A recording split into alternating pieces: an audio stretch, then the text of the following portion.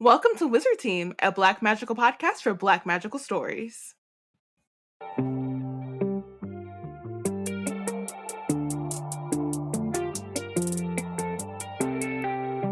Hi everyone, it's Bayana, Robyn, and Porshèa embarking on a journey through the many fantasy stories written by and about Black people. Currently, we're reading Amari and the Night Brothers by B.B. Alston, and today we're discussing Chapter 20. But real quick, things we talked about last week. So Amari tries to quit the agent tryouts because Lara blackmailed her and wanted her to quit so that there was one less obstacle into getting one of the junior agent spots. But Magnus and Fiona, who were on a date, make Amari sleep on it, and then are like, if you still feel like that in the morning, then you can quit. But they make her sleep on it because it's actually already time for the first tryout. So instead of the sleepover that they were promised, they are in a wakeful dream, and Amari is partnered with Dylan. The two of them work well together, but Amari is the one who kind of cinches it for them and boosts them from passing to a perfect score, which means that now they get a 30-second head start on the next tryout, whatever that is. And then while they're, like celebrating everything, Lara comes up to Amari and is like, I hope you don't think that means that you can't quit, whatever.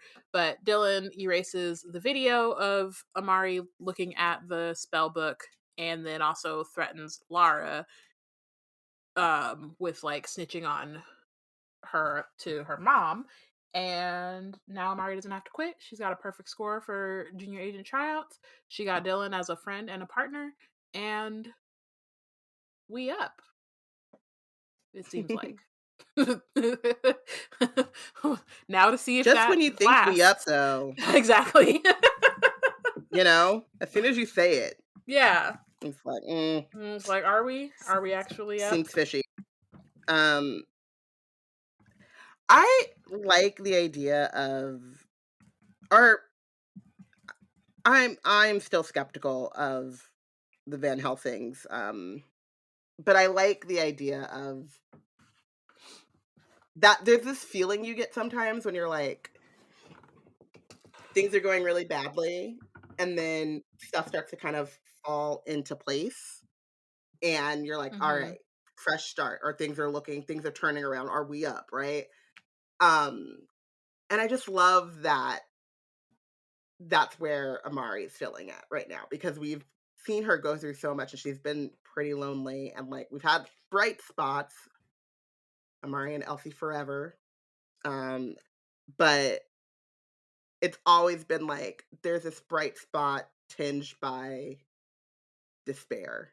Yeah. And now she's like actually feeling very optimistic. Her investigation's going well. She's got a friend in her department, Yeah. A tentative ally, at least. A tentative ally. Amari, they're friends. That's what Dylan told her. That's what she believed in. Yeah, they're partners. They're partners. She's vulnerable. It's decisions that are made out of vulnerability. I'm just saying, let's like hold on to this little piece of optimism right now. Yeah. Beautiful. It only took us halfway through the book. I mean, we're more than halfway at this point. It's more than halfway. Well, yeah. So, we said this is a good moment. It's a good moment to bask in the joy, because immediately Director Van Helsing is speaking in this chapter. So you already know downhill from here. So he is congratulating the top 16 trainees. He's raising a glass of strawberry punch, and a special congratulations to his son, Dylan, who finished at the top of the rankings. Not Amari, who actually got him at the top of the rankings, because again, he did not finish the thing. Amari was the one who had to make the final decision, and it's the reason why Dylan... The same person that he wanted to kick out of the program is the reason why his son can brag about having the top marks. And isn't acknowledging that she is also... Not only is he not acknowledging that she's the reason that Dylan is at the top and got the perfect score, he's not acknowledging that she got it too. Like that Dylan had a partner in the first place. So he tells them that to like eat, drink, and be merry before their first weekend break. And then Monday return refreshed, focused, refreshed, and ready to get back to work. So the trainees are all gathered in the conference room with a bunch of desserts. Kids are gathered around laughing. They're gathered around Dylan. Even some of the junior agents are coming up to him, congratulating him. Lara standing next to him as if like she's the one who was the partner. So it's like this whole thing. And so Amari's kind of like left on her own because again, these kids are ignoring her. Some of them are definitely salty that she is at the top while they congratulate Dylan for being there. So it's like this whole thing of like, I mean, she mentions like it bothers her that Dylan is hogging the praise because if everyone knew the truth that he was also a magician, they would not be giving it to him. So again, it's like the Van Helsings getting the privilege of being Van Helsings even when they're magicians. And it's like something we talked about a few chapters ago. And being able to hide and like pass through their privilege. But this is also like something that we talked about a few chapters ago and still baffles me was like yes, they're able to hide, but they're not using their privilege to help. Exactly. Why would they do that? And this is like a very easy space for Dylan, who it seems I think that he is not comfortable with the spotlight and he likes to kind of fly under the radar and doesn't like, so he might just be dealing with like shyness and like, awkward smiling and whatever, but like it would be very easy to just say like, as people are congratulating him and be like, oh yeah, Amari helped, and thanks to my partner Amari, just like to constantly remind them and push back on the fact that he had help and she's standing right there. Right. Even just standing next to her. Exactly. And I think that he has like, because I do like, I mean, we still do not really fully, completely trust Dylan, but I will say that like he has been slowly getting up to like, sitting next to her in that class and like pushing back on Lara at the end of the last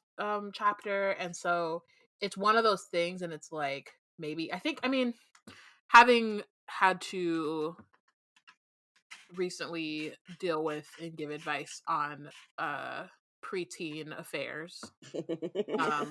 Please, one, pray for me, and also I know because when we started this podcast, she was 3. But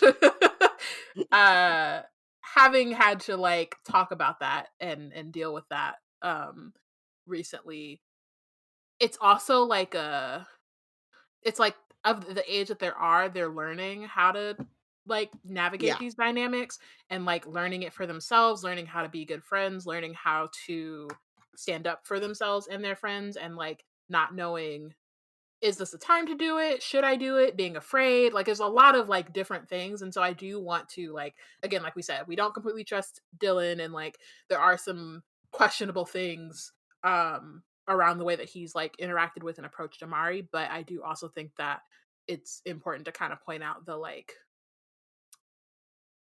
just the like difficulties of this like time and age and like figuring out how to like be a person, how to be a friend, how to like do these, like, you know what I mean? So it feels a little bit hot and cold in like the way that he'll stand up for her in one instance and seem to forget about her in another, or like back her up in this situation, but like be standing over here with his sister in another. And just like, it feels very weird and like wishy-washy, but it also is very like consistent for that, like where he is. And I also want to like reiterate, and this is kind of like what I was saying too, it's like part of this is on him and like wanting him to be better, but like I also understand where he's coming from, but like he has grown up in self-preservation mode like as a Van Helsing magician in such a way that it's so steeped, and it would be very hard for him to like put himself out there in that way.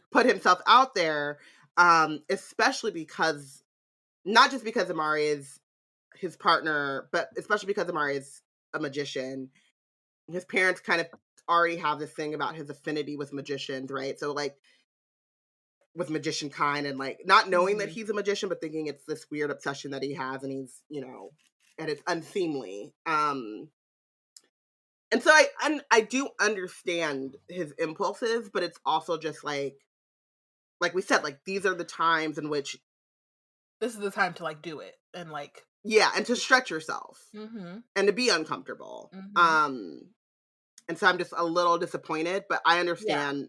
Yeah. It's like both, like it's not an excuse. Right. Like he does need to do better.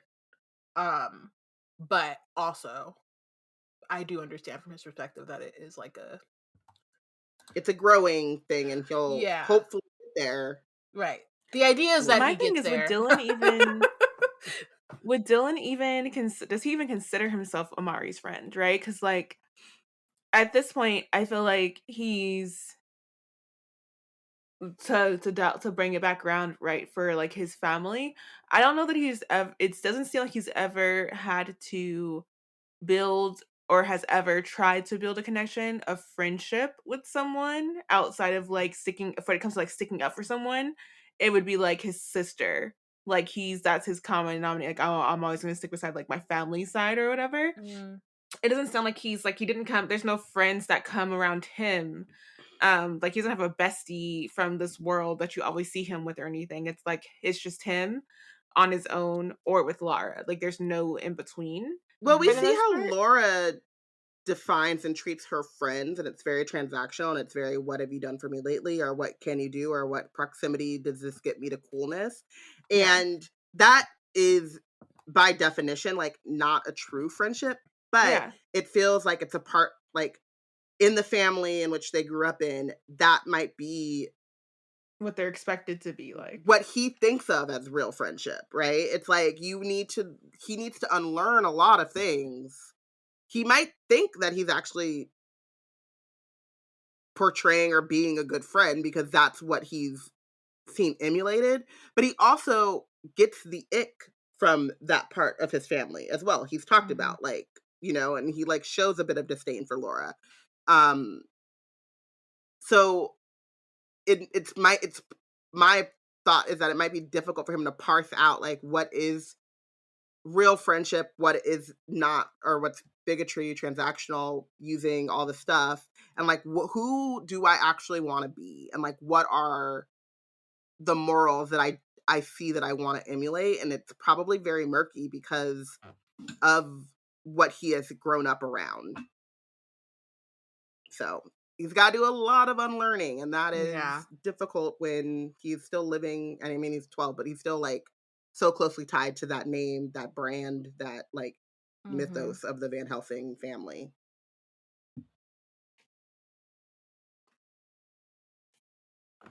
Yeah, definitely. A lot going on. There's a lot happening. So, okay, so Amari is like thinking that she wishes she could pretend to be something she's not too. Things would be much better if no one knew she was a magician.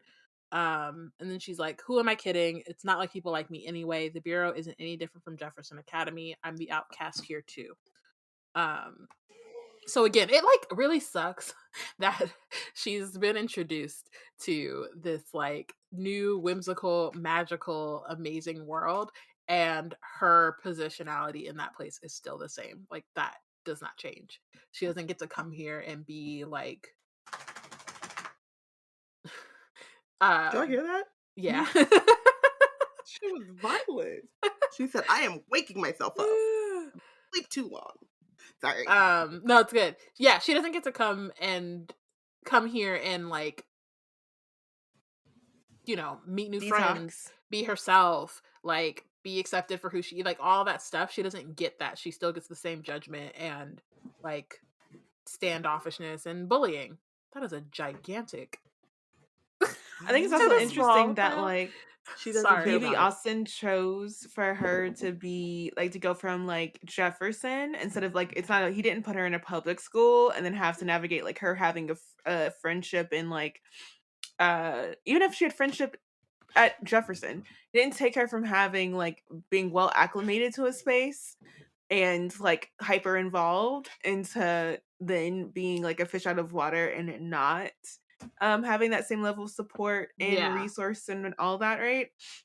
So I think it's interesting that even when she's prepared, quote unquote, or like to be in a space that is not accepting of her, like it still hurts. Like it's still got Yeah. its points because she was like again, like you're saying, she's trying to go to a whimsical space that was welcoming to her brother so much that he's like a well-known celebrity here. Mhm. So, she's thinking like if Quentin like did well here, then I could possibly do well here too. And then all these things are occurring for her to feel like she's not welcome and she shouldn't be part of it. So even when she had a like little glimmer of hope that like it wasn't that she came here to escape because she came here for Quentin. But like even the like little glimmer of hope that maybe she wouldn't have the same issue she was having at Jefferson in this new space were like automatically shown to not like be true. She was gonna have the same issues here. It's just like I can see like all the moments where she's talking this sadness and like in the like just like we glimpse into her sadness. That makes so much sense because it's like of course she's this sad. Like Mhm.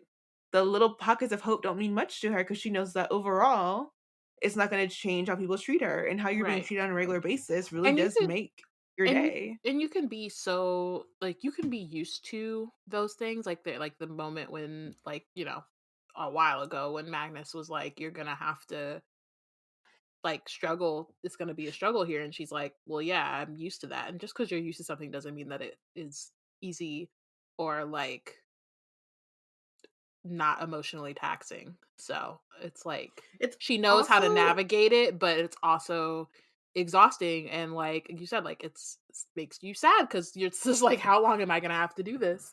Um, and like it's also not very hard to not internalize some of that stuff. yeah. Like, okay, I what I thought was just Jefferson and the way and like my positionality at Jefferson, as now I'm in this completely new place. It's completely like wide open, supernatural magic is real place, and I'm still in the same position.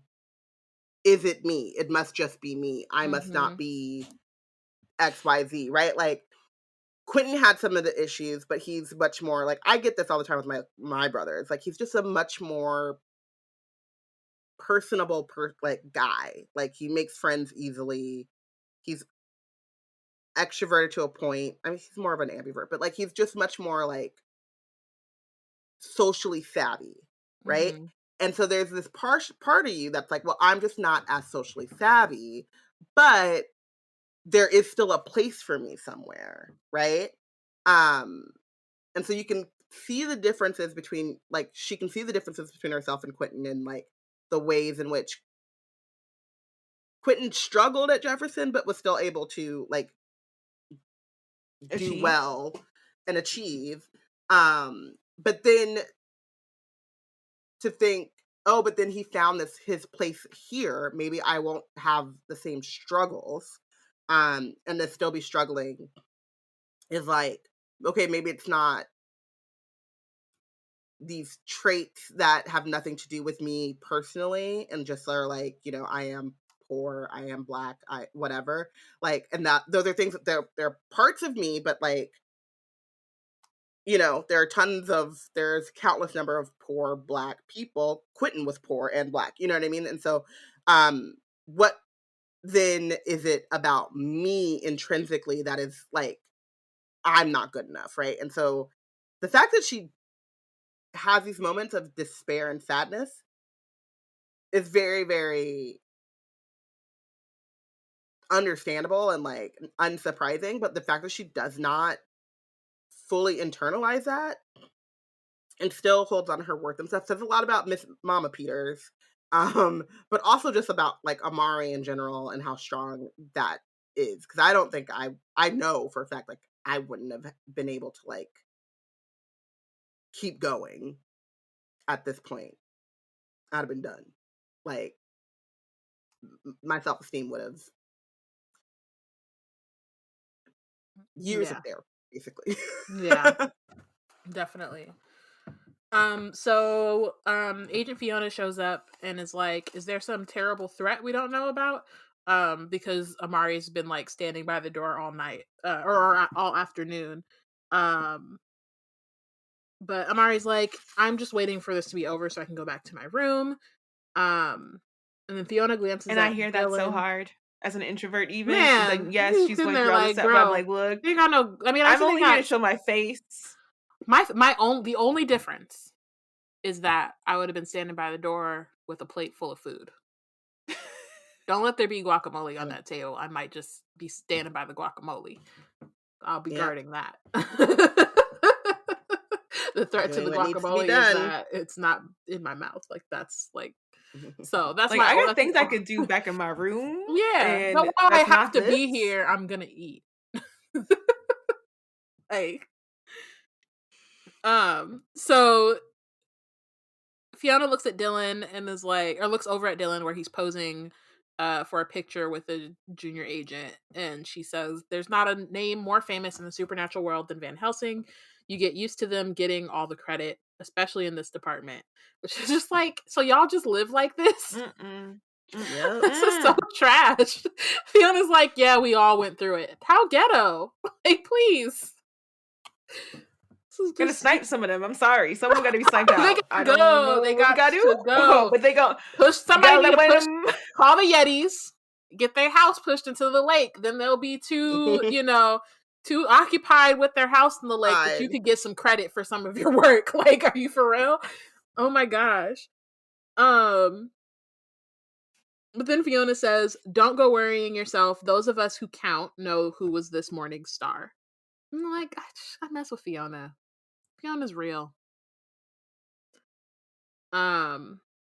So Dylan comes over, and Fiona's like, "I'll leave you two to celebrate, but make sure he remembers who got you to that first place." Again, she's out here. Know your worth. But Dylan, what you doing is the real thing. Why are you acting like you don't know how you got here? You were just red in the face because you know you didn't make it. Let's not act brand new here. Let's not do that. So Amari is like, "What do you want?" Dylan asks if they can talk in the hallway, and Amari's like, "Why? You don't want your fancy friends to see you talking to me?" And then Dylan's like, "Huh? No." So then he shows that he has the key to the VanQuish office. So he's like, "I actually wanted to go investigate, since everybody's here." And Amari's like, "Did he really just say he had a key to my brother's office?" Will arrive in our lives, but you gotta be smart about it. Word. Yeah, so they go off.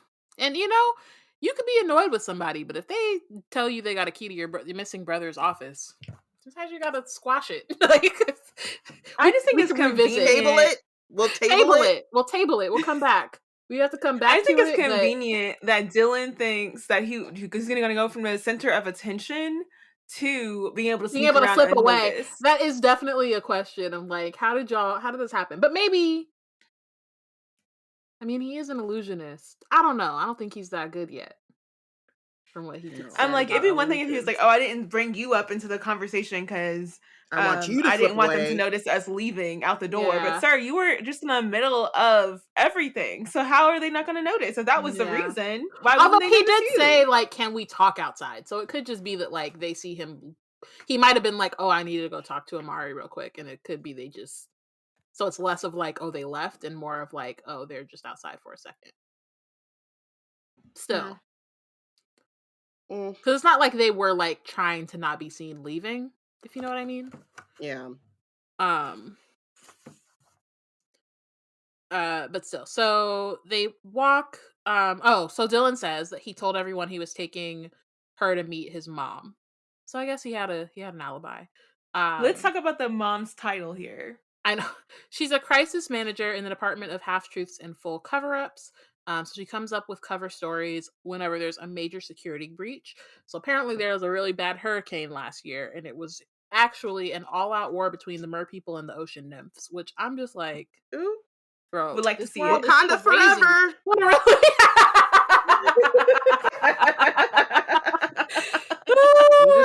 right. No, want to know about. I love these little like random tidbits because I'm like, can you tell that story also and as well? Like, what's going on? What's I'm going like, on with them? would I want to be in the field when that happened? No. No, Would I absolutely like not. to actually see it, like televised, like in some way? Yes. I would be. I would like, what is it? Oh, what? What they A water what are fight they for real? Okay. right? What are they all out warring about? You know, I need to know. What are the Like, politics what's and the happening? where did Was the it diplomacy about break like? down? You know. Was it about vibranium? hmm Like, is it about a precious ocean resource that you can't find anywhere on Earth? Like, what is Right. the fight about? Right. But for me, the mom's title, when I heard the mom's title, I was like, of course, Van Helsing is like the director of Van Helsing, the father, was very much into like dating someone and marrying someone who is part of the department who covers up things, because like the Van Helsing name must be maintained, and so who's better to partner with than someone who can cover up whenever the Van Helsing screw up. It's true. It's it, very it true. keeps up Good the for image. guise of the Van Helsing name. Definitely good for image. You are giving me Melly and Fitz Yeah. from Scandal. Yeah, that's real. And I would like to see that show. So yeah. So Amari, so they're walking through the hall. Amari is asking how they're supposed to get into the VanQuish office without anyone seeing them. Um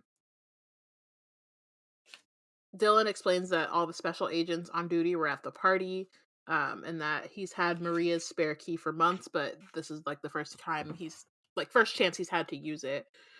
So he's like, just play it cool and nobody will even notice us. And this reminds me of Freaky Friday when just stay with me. When because remember, like Chad Michael Murray's character has like the keys to the office or whatever. He gets to go in the teacher's lounge, and they just sort of like walk through the teacher's lounge, and then the teachers notice, and then that's when she like changes homegirl's test scores or whatever. But it's like they just kind of walk through, and all the teachers are like very focused on their own stuff, and as long as you look like you're supposed to be there, they're not paying attention. Anyway, that's kind of what this reminded me of, because Dylan's like, just play it cool, and none of the adults care at all that like there are two trainees in the hall or like where they're going. They're not even really paying attention. What kind of magical cops allow all of the on-duty cops to go to a children's party? Some of them are on battle stations. They're playing the game Battleships. No, basically. their battle stations looks like the game battle stations. Nah, they're playing Battleship. Mm-mm. Mm-mm. Mm-mm. So they go to the Hall of Special Agents. There are only ever 30 per outpost. And then they take on the most dangerous missions. So there's a hall. There's a smooth wooden door with a fancy cursive V etched onto it. The department left VanQuish's office intact out of respect. Which I wonder where, like, if they had to replace them on the like force, like where those people have to, like, did they add a 31st office, or are they like in a water closet somewhere? Stay in the So closet. I'm just getting the vibe. That's the vibe I'm getting from this farce of a department. They put them folks in the closet. So yeah, so Amari asks this kind of confirms that the bureau has already looked in their office for clues. And Dylan says it's the first place they checked. But they're gonna look anyway because they got access and they might find something that the bureau doesn't see. So we go in to the office. The lights flicker on by themselves, but it looks more like a trophy room. So there are lines of photos, awards, medals. It basically looks like a VanQuish fan's dream. So Amari like thinks of Elsie and is like, Elsie would really mess with this. At the center of everything, there's a really big photo of Quentin and Maria crouched down beside a short elf with a head full of dark leaves and skin like mottled tree bark. So that's Merlin himself, who rarely ever lets anyone take a picture of him, but he took one with VanQuish. There Why are does he sound like teenage Groot? he does. He kind of looks. He does give like Groot vibes. Like some kind of tree or like something. Um, and then there's like this huge Medal of Honor, and then beside that are 2 Agent of the Year certificates in shiny silver frames. So like they're just like really they have a lot of awards and like, accolades. Accolades. Including a pair of shiny purple sky sprints with the same fancy V written on the side. And the sign reads Du Bois Air VanQuish limited edition. So they're really like they even got brand deals. So Limited editions. limited Well, I edition. don't understand. I mean, I know that they're not secret agents, but it just like, why are they so visible? Yeah, it does actually. One I might say had a thought about that too. hyper visible. To be, yeah, it doesn't feel like it would lend well to their job. For me, it feels like this world doesn't have like socialites, and like it doesn't have the equivalent to like the Real Housewives or the Kardashians. Like it does, but they don't actually, like there's no television show that makes them celebrities. So what it does is it makes celebrities out of the people who make big names out of the bureau. And the Van Helsings are that family, and because they control this department in particular, that department gets a lot of like of renown. And Maria's a Van Helsing, so that makes her automatically part of that celebrity family.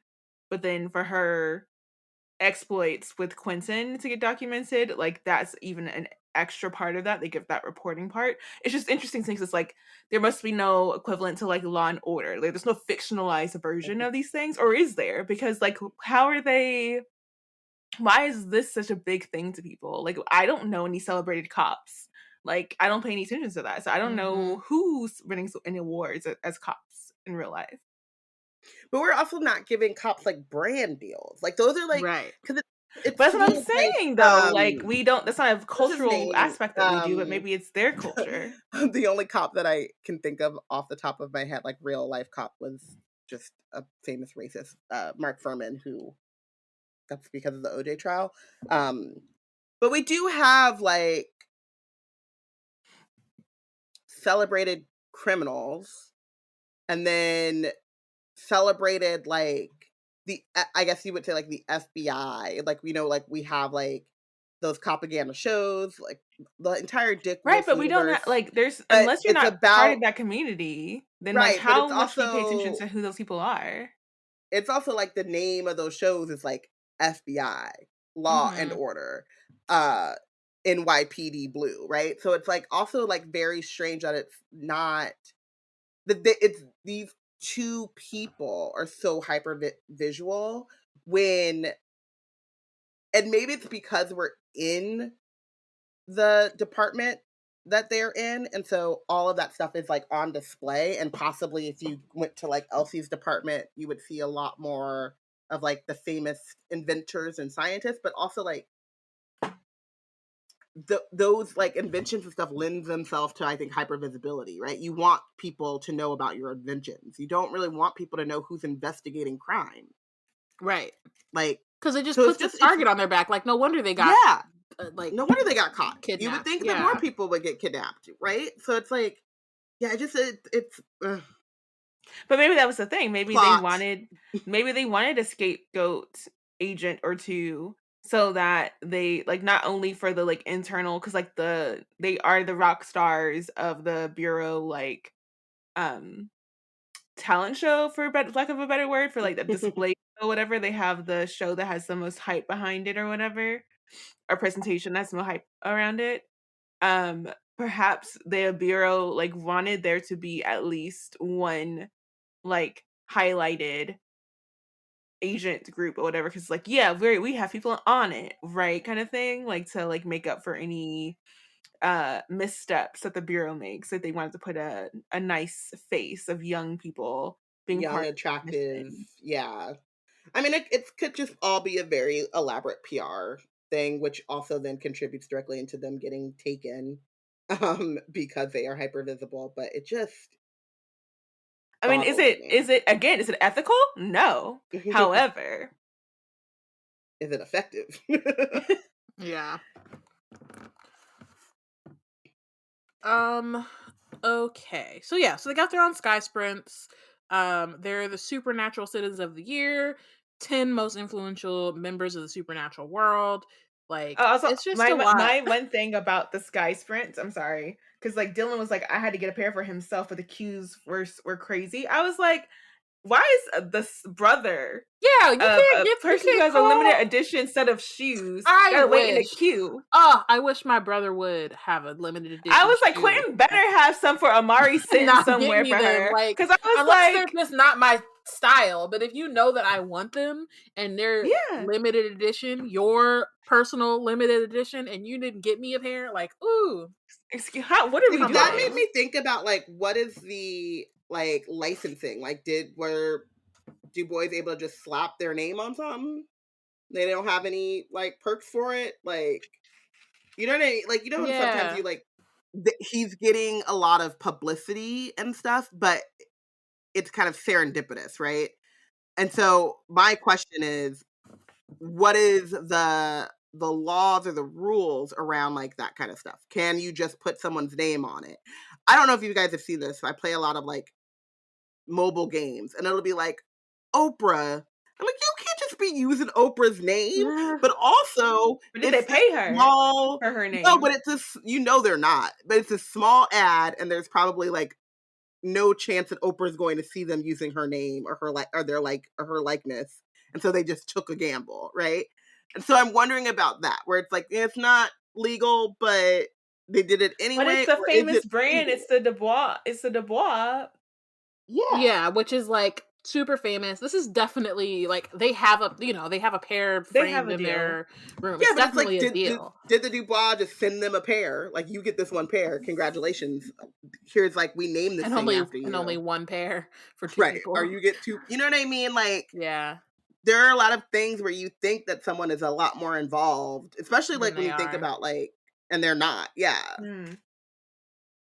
But I feel like I don't know. but still, For me, if I knew that my sibling was having a brand deal, if I were the sibling and I had a brand deal, I'd be like, let me at least try to see how much try I to can cop like wiggle some. room I got to get stuff for Yeah. people before this comes out. Because then everybody's gonna be asking for me, and I'll be looking real dumb if I'm like, oh no, I don't have you. My bad. Like that would just be bad. Yeah, Yeah. Um so yeah, so Amari kind of is like, I can't believe Maria would want to give this up, and Dylan talks about how being a special agent is hard. There's a lot of pressure, and then especially when you get crazy famous and older agents start to resent you for being promoted ahead of them. Um which again is just like reasons to like not celebritize law enforcement. Um yeah. aside from the reasons we already said. Um and so apparently Maria was having a hard time with that, and which is why she wanted to be a trainer. But then Dylan also brings up that she and Quentin were starting to get into arguments. But he doesn't know. He says something must have happened because one day it was different between them. It was really weird. So like he claims to not know why. Amari is kind of trying to figure out why, not sure why. There's apparently there's also a giant video game poster of VanQuish. So there's just like, I hope they're So getting many, money from this, but it's also just so yeah. much that it's like, Yeah, can you even do your job, really? yeah. And I Um think, I was thinking about how Quentin was bringing money home, and if you think about the fact that he is basically like a civil servant, yeah. like maybe this is his like side gig to get some money. I don't know Yeah. how much the agents make, but you know, Yeah. who knows? Who knows?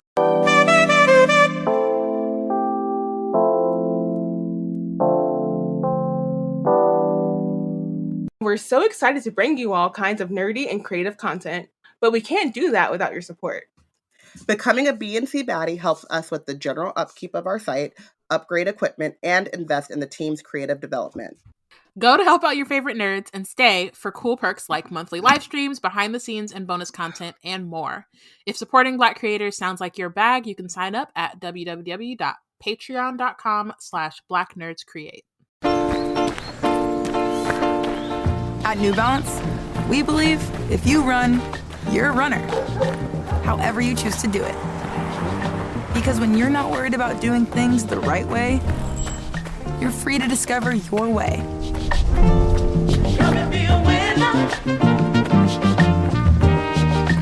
And that's what running's all about.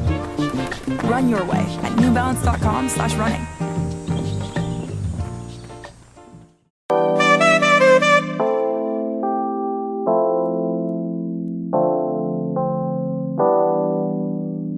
So Amari's now like, okay, so you said this was an office and we're pretty much in like a VanQuish museum.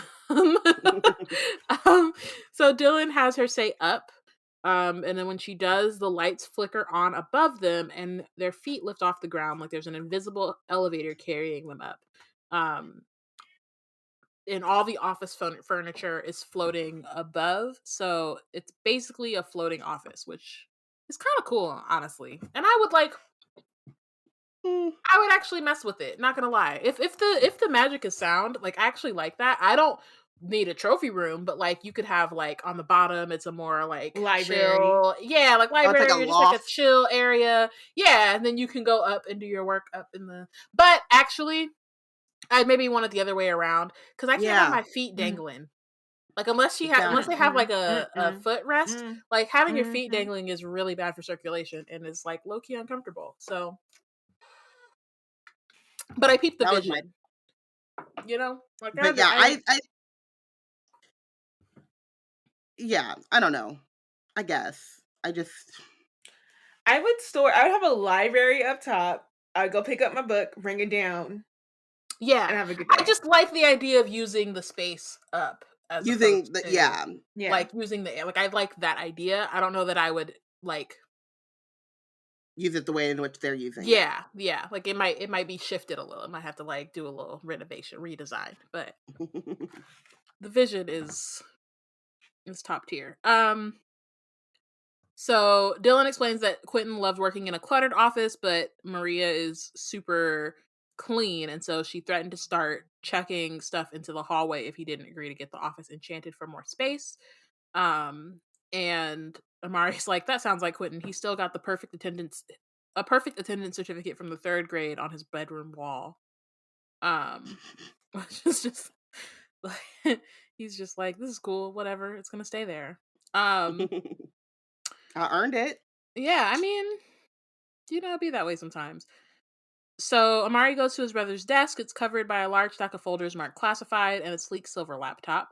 The stack is so tall it nearly hides the 2 picture frames behind it. One is of their mom's high school yearbook photo that she gets embarrassed about when anyone sees it. They always joke and say she looked pretty dope for a cave woman, which is cute. Then the other photograph is of Amari sitting on a bright red bicycle with a big snaggletooth grin. And like this is the moment where she kind of breaks down. She's holding on all that. She's been all holding of that, all. And now all of a sudden, like I feel this is like the moment where I was just like, this poor kid. Like I felt like that. We felt like that this whole time, and like we talked about it at the beginning of this like episode. But it's really been a lot like weighing on her, and amidst all of the like ostracizing and blackmail and like not being sure she fits in here, like her brother is missing, and no one else seems to really care as much as she does, and she's been trying to do that, but that's like the big thing and the big reason why she's here. And so seeing that, I think it's like she goes into like she's gonna go into like the bicycle itself, but I think it's also just like it's a reminder of their relationship and like how much that Quentin like loves her and looks out for her, and then how much she misses him. So she's crying. Dylan kind of like puts an arm around her shoulder. Um and like she's trying to stop, but like, sometimes you gotta let that stuff out. You can't It just you gotta it be gotta come out. it's gotta come out. It's gonna come out at some point. Um and so she says that it's like this picture is the first time she realized Quentin always had her back. Um and then they talked about like their parents had just separated, and her father had promised for months that he was going to get her this big red bike for her birthday. Moms were like kind of warned her not to get her hopes up, but Amari didn't listen. And then her father didn't even show up for her birthday, so not even like I didn't get you this gift, he didn't show up at all. And so when moms called to ask where he was, they got into a big argument. And at I'm in the some point, trash. Amari overhears his or her dad's drunken voice say she probably ain't even mine. Tell whoever her real daddy is to get her the stupid bike. Um, so of course that's heartbreaking. Um, and Amari like runs to her room crying. Quentin brought her into his room that night. So like we talked about like at the beginning that they used to like lay on the floor of his room and like look at the ceiling and just kind of like have conversations. And so that was like the first time that they had a conversation. Like just kind of a heart to heart, and he told her that he would always have her back. And then when Christmas came, Quentin didn't get a single present, but Amari had a brand new red bike. So I'm just like, Older sibling things. I don't know what y'all talking about, but that was just couldn't be older me. Oh, sibling this has things. literally happened to me before. Like, this It's is like real. it's Making just like sacrifices for Thanks for your you. siblings to have something better than you do because they Yeah, like you're trying to protect them in a way from knowing the stuff that you're seeing. Because that's kind of like my low-key my mom's like outlet for a lot of stuff, and so I would hear about the stuff before my sister would, and though she wasn't completely protected from knowing everything because like wouldn't be useful for her. She did have a level of like not knowing when I would be like foregoing like, okay, yeah, like you don't have to worry about getting me that, like, she wants this thing that's expensive and you can't afford both, so just get her a thing and I'll just chill with what I already got because it's cool. It's fine. She still Yeah. believes in Santa. I don't. So do that. I believed in Right. Santa for a long time. Served me well. Santa But was good yeah. to me. But it really like Shout out to you older again, siblings. yeah. I mean, it really goes to show just like how like it's just like again, it's an older sibling thing. I think like often it gets, especially on social media, it's like older sister thing, which like I think is still true. There are some things that like oldest sisters are like Mm-hmm. more or like kind of, put on more Socialized to into. do. Yeah, but also Learns in not these to be kinds of more situations, self-sacrificing. yeah, but also in these kinds of situations, right, where like your father is a deadbeat and is dipped and is not like giving or even really concerned with what like is going on with their kids. Like again, Quentin is kind of like this is at that point it makes him have to step up and see that as his responsibility, which he shouldn't have to. And like her dad is super like messed up for making him have to even make those decisions and having to like Mm-hmm. again, like you were saying, Porshèa, like protect the younger siblings at the expense of yourself and like what you Yeah. want. And I think this is also a good reminder too of like, again, of their age difference, because I'm assuming like what They're you were kind of saying, Porshèa, of like what you being just more aware of like that probably didn't shock Quentin as much to hear his father say that, or to know that his father said that wasn't as shocking to him as it would be to Amari. And so not only is she dealing with the disappointment of like her dad not even like not getting the bike she wanted, right? But like her dad not even showing up for her, but then also like the realization of like how crappy he is as a person. Mm-hmm. And it feels like as an older sibling who is probably just older, 10 years older, right? Just more aware and observant of like the day to day before the parents even split, it feels like that probably wasn't shocking to Quentin, Mhm. right? So he doesn't have to like deal with learning this thing because he's learned it before. Yeah. And again, shouldn't have to go through that. It should not be on him, but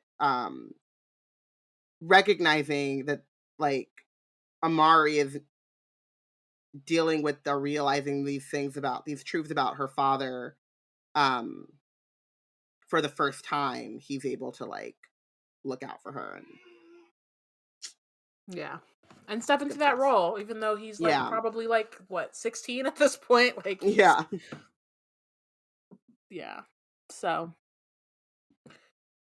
trash. Dylan is like Amari had nice things for a half a page, and not even a half page. I know, really not even optimistic. Literally, it was like the end of the last chapter, and then this next chapter has just been like, nope, no thanks. Just kidding.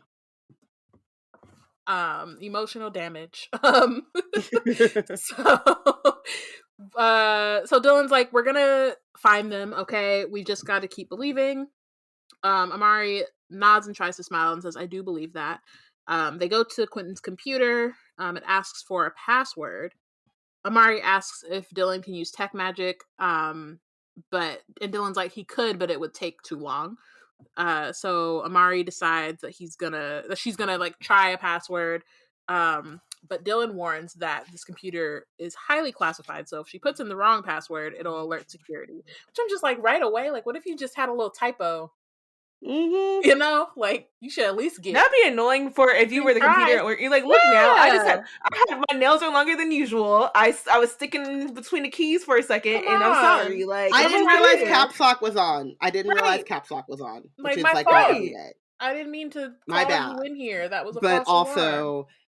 It feels like that leads to security being much more lax, because how many times do you get these false alarms and then you're just like, whatever. But I can see how if it's on Quentin's computer, then like, in this case they would, but just in a regular situation, that would be really irksome. So Amari types out Amari amazing.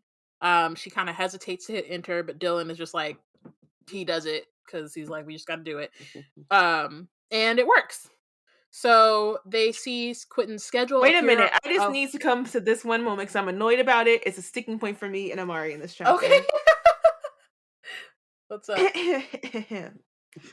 Amari types out Amari amazing and is very slowly, one key press at a time, typing in every single letter into this password.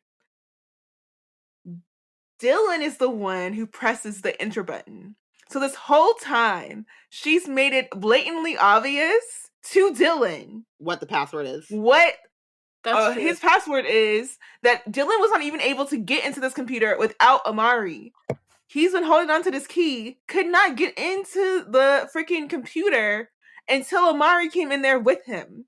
And she is not trying to protect her brother's privacy at all. She is slowly typing key by key for Dylan to observe. But, like, yes. But also, we just established that if they get a single key wrong, so she could have got the password right and still had a typo. So, like, I think it's kind of like, you're right. And I think it was the only way for her to do that.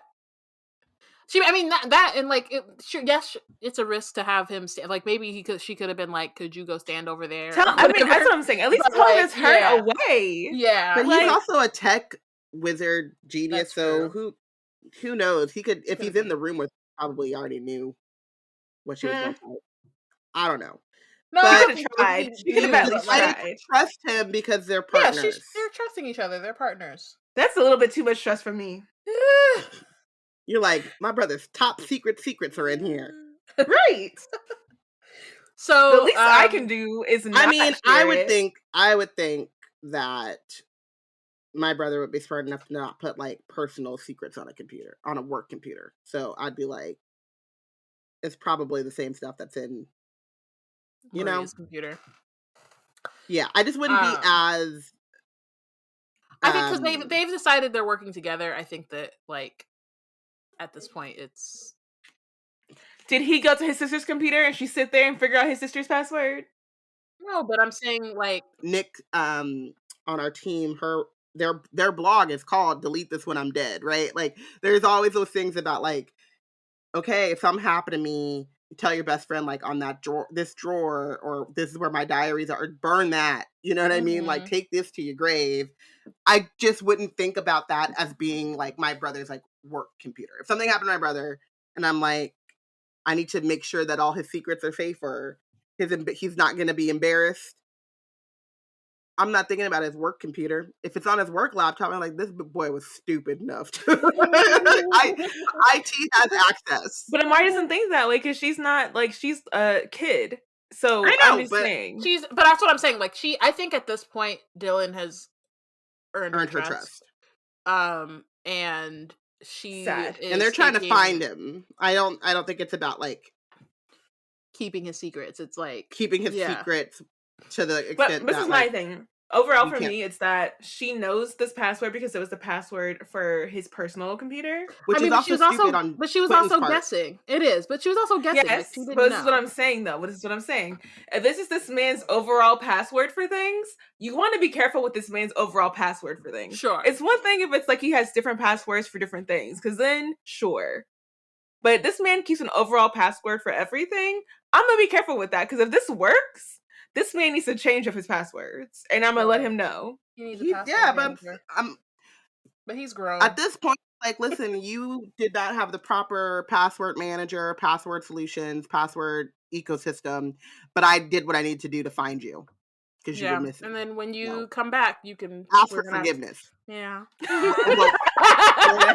gonna have to update your systems. But for now, get you on LastPass. But right now, we did what we had to do. Yeah. So Quentin's Google schedule appears even. Damn. Yeah. Sorry. His schedule appears on the screen. So it says November 18th, 12 p.m. Contact KH, and then at 11 p.m. meeting with Horace. And so Dylan gasps and says that was the day Maria and Quentin went missing. Who is KH? That's the question. That's the question. Okay, so Amari is pacing fast circles around the elevator on the ride down to the youth dormitories. Dylan wanted her to go back to the victory party with him, but she wants to let Elsie know like what's going on, and thinks maybe she'll know who KH is. The second entry was a lot easier to figure out because Horace is more than likely Director Horace from the Department of Good Fortunes and Bad Omens, but he is still on vacation on the Wandering Isles until Monday, so we still haven't met him. I still think that is like the bombest vacation. You don't know where I am. Yeah, so I don't know where I am. Don't call me. There's no emergency big enough to get me. Nope, not at all. Y'all figure that out on your own time. Exactly. Love it. So Amari wants to know what his meeting with Quentin was about, because he might have been the last person to see Quentin before he disappeared. The other thing, though, is that like he might not have actually gotten to Director Horace. Like between 12 p.m. and 11 p.m. is a long time. So, and it could be a code word for something. Like I'm gonna go like to the library to meet someone else, but Horace is a section. Like that's gonna be the area within the library. Could be that I'm gonna go get him. It sounds like the making of a dead drop. So Amari's still pacing when the elevator opens to the youth dormitories. The sight of so many kids packed into the hallway raises her eyebrows. Bertha's nowhere to be found. And it's not until she starts making her way through the crowd that she realizes everyone is staring at her. A few kids are whispering to each other about her. Somebody's like, do you think she's seen it? When she finally turns the last corner, Lara and a few of her friends are huddled next to a couple of adult agents. And Lara looks scared. When she gets there, Bertha and Magnus are both stepping out of her room. Bertha's shaking her head. When Amari asks what's going on, Bertha winces, which I'm like is curious because she's mostly been a hater. So I'm like, what are you wincing about? But anyway, because it happened under her watch, so she's the one who's responsible. Yes. Magnus points over Amari's shoulder, says, "Turn around, go back to the elevators. You don't need to see this." But Amari steps forward. And she sees that painted over her bed is a black girl with 2 X's for eyes and a stake in her heart, and it says "No magicians allowed" just below it. So this is like 100% a hate crime, and Yup. we're gonna need to do some No investigations here. microaggression there. Aggression. Agree, exactly. Amari stomach turns. She storms over to Lara and says, "You did this." Lara's like, "It wasn't me." Amari screams liar, goes to shove her, but Lara twists and pushes Amari down instead, which I'm just like, okay, there are Them definitely athletic abilities. see athletic abilities, but also there are definitely adults in the room, and I just feel like, or in the hall, I'm like, somebody needs to. Why are you letting them get that close to each other? When Amari stomped over to her shouting, should have picked You her should have up. been like, nope. She little. Magnus in particular, like, should Come know on. better. Lara glares down at her and says, "If I had done that, you can be sure I would claim it. Face it, nobody wants you here. It was bound to happen sooner or later." Someone in the crowd shouts, "No magicians allowed," and then a few more join in. Soon the hall echoes with the chant. There are adults here. Literally. Yeah, They just they're feel not so afraid. empowered. They feel That's so how, empowered. that's how they Horrible. know. They know them biggest. Literally, the only reason they only feel comfortable to do this, even Lara saying, "I didn't do it, but if I had, I would have said something. Like, I would have owned it," is like, because she knows that it's okay. And so Amari, of course, now feels ridiculously small. Magnus stretches out his arms, his hands transforming into solid metal. Sorry. With one booming clap, the hall falls silent. Next person who says a word gets a one-way ticket out of the bureau, and you ain't coming back. Think I can't do it? Try me and find out. No one says a word. Amari, Elsie appears out of the crowd, takes her hand, and says, "Come on, we're leaving." Amari says, "I can't get out of there fast enough." So that's the end of that chapter. So we are no longer up. We're down. We're down. We down. All these kids are horrible. But again, it's not like they learned that from somebody. It's not even like they learned it. They are empowered currently to be the way they are. Exactly. The only person who's saying anything, there are other agents over there. The only person who said anything is Magnus. And it's like, wonder why. Wonder how that happened. They shouldn't have allowed those trainees to gather around. They should have been able to, like, as soon as an authority had been called, Bertha should have cleared them out. Laura don't even live over there. She don't even stay there. So why is she there? Right. Explain that. Unless it's one of the adults asked her to come and see and ask her if she did it. Why is she there? Yeah. It's disgusting. Rash. MVPs. I made Amari the MVP because child was going through a lot. And while I was not with her password protocol, which is honestly Quentin's mistake, but also hers for seriously like letting it go like that.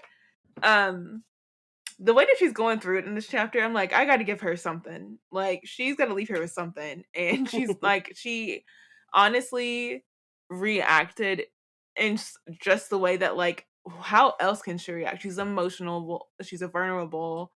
And it seems like the only people who have her back are not around her to keep her protected and safe. And what little her brother did to like not what little, but what he could do for her to help her while he was not there is not. So it's not there. It's not wrapping her up in that bubble of protection that she's used to having whenever he's able to be around. And so I just think she's doing the very best she can under the circumstances, and it's commendable that she hasn't exploded into a ball of flame or dropped out yet just because of the mission of trying to find her brother. Yeah, agreed. I made Quentin my MVP though. Just cause again, we get to just see how much that he meant to Amari and like how much she needed him and honestly needs him now. And like again, it just really sucks that Amari is in this position. I just want her to like have her brother, have people who aren't bigots around her, and Yeah. Yeah. I made Quentin my MVP. I'm just like a sucker for people loving on and taking care of their siblings, maybe because I'm a little sister and I'm like, Mhm. oh, must be nice. Um, but also like I was thinking about this when you were talking about Quentin Porshèa, is that like he also didn't know that she would be a magician.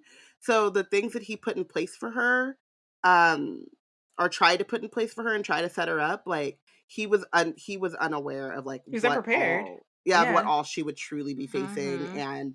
Um and yeah, I just think that like had he been aware, like I'm sure he would have tried to do even more. But um yeah, it could be it could have been I don't see how it could be worse at this moment, but it could be worse. So uh gotta give it to Quentin. Yeah. Benched. I benched the trainees. Like I there was like so many I wanted to bench like the bureau or the people there. I feel like Magnus did what he could, but like it wasn't enough. But like at a certain point too, we say like there is a lot of unlearning that you have to do at a certain point, but like no matter what, and maybe it's I was lucky enough to grow up in a space where I wasn't really surrounded by no, because I was there were enough people with terrible views by the time I was 12 and I knew about them that like I've never heckled any. I've never bullied, like heckled. Like it's never been a part of my DNA. I've never wanted to Mhm. join a mob to yell at a child who's alone. Like for what and for why? And like for certain for a certain amount of that is like what they grew up around and all this stuff. But like just home training and decorum. Like why are you joining the mob? Like we talked about with the kids who were circling Laura at the sleepover. It's like this follower mentality and this like ability to be cruel because you can be and because you think you won't get in trouble is like a personal moral failing that at by this point in time kids should have grown out of. Like if these were I'm thinking about my 1-year-old niece who's downstairs right now. If these are 1-year-olds, 2-year-olds, okay. Them children are psychopaths, but that's because they're learning about they have no moral they don't know. They're just learning about these things. You have the idea of object permanence. You've experienced the range of emotions by 12. You can express yourself, maybe not as fully as an adult can, but you can express your emotions in a positive way. And you should know better than to just join a mob. You don't need no Yeah, adult telling you not to join a mob. that's So they real. all got to sit. Yeah. I benched the Van Helsings.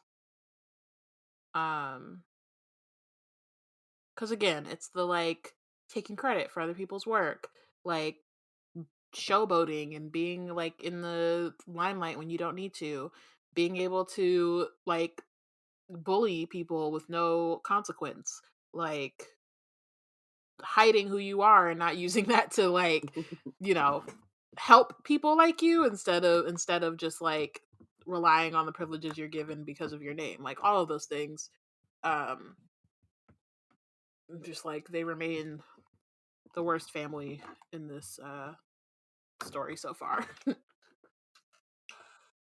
Speaking of family, Mm. I benched Mr. Peters. One, because I Mm. don't know when I'll have a better time to bench him. Yeah. I don't know if we get any more. I don't think we do get further into him than we do in this chapter.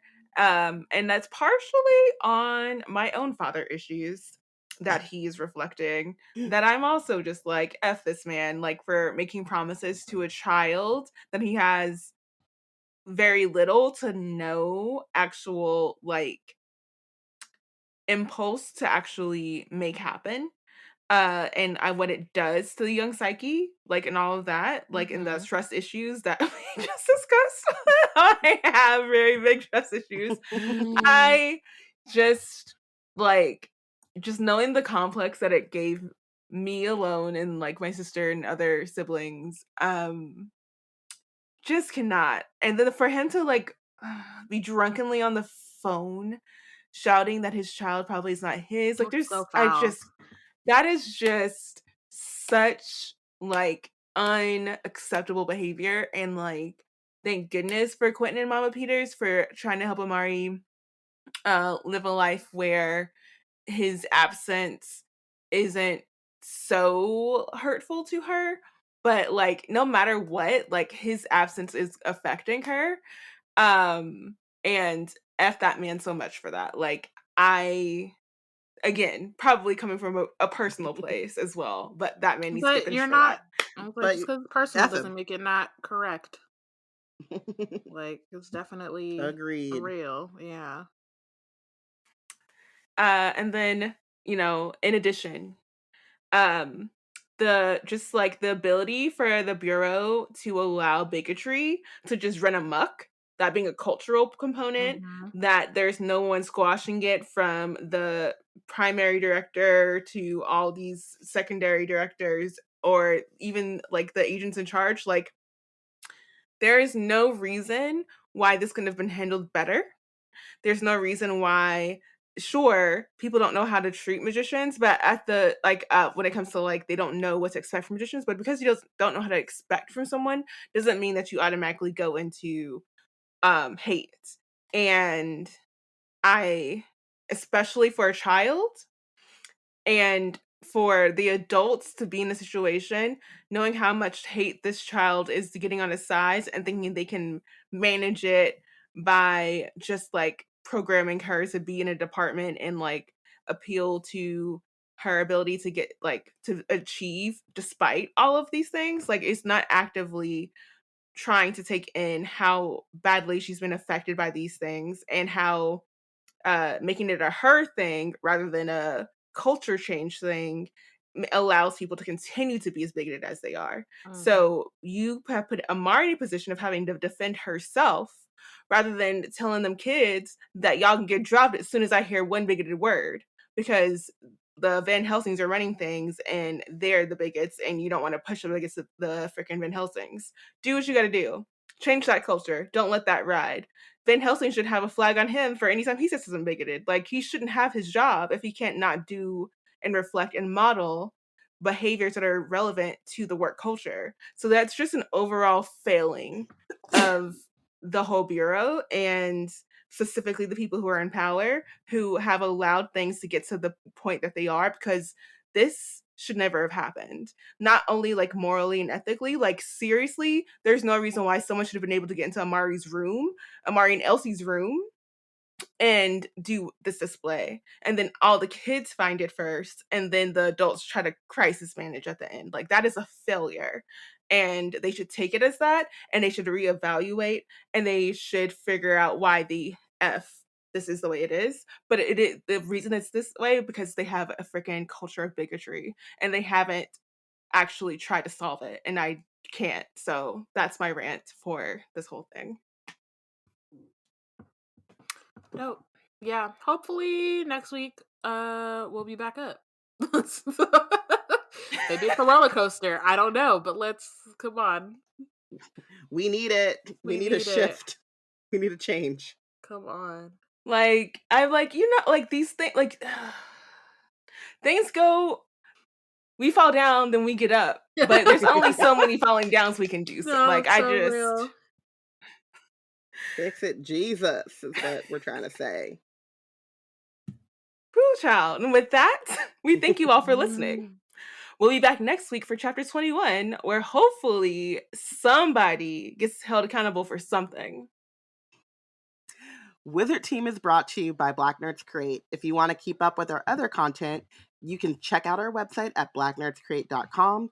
Follow us on Twitter at BLKNerdsCreate, at Yana Wrote It, at Robyn_Rambles, and at Porshèa. Follow us on Instagram and Tumblr at Black Nerds Create. Subscribe to our monthly magical newsletter, and don't forget to rate and review this podcast. Bye. Thanks, y'all. Bye. Bye.